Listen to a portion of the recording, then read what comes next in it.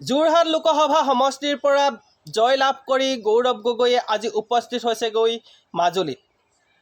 মাজুলীবাসীয়ে গৌৰৱ গগৈক যিদৰে সন্মান কৰিলে, মৰম কৰিলে, ঠিক তেনেকৈ মাজুলীবাসীক আজি মৰম আৰু সন্মান দিবৰ কাৰণে উপস্থিত হৈছেগৈ গৌৰৱ গগৈয়ে।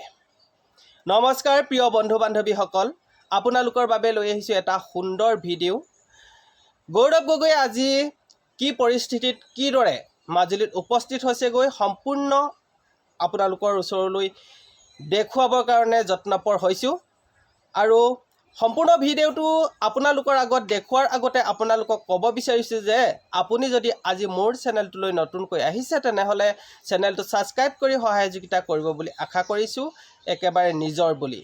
একেবাৰে নাপাহৰিব, পাৰিলে যদি ভিডিঅ'টো ভাল পায় তেনেহ'লে লাইক কমেণ্ট লগতে শ্বেয়াৰ কৰি দিব নিজৰ বন্ধুবৰ্গলৈ, নিজৰ আত্মীয় মানুহলৈ। আৰু তেনেহ'লে আহকচোন দেৰি নকৰোঁ, ভিডিঅ'টিৰ মাজলৈ যাওঁ।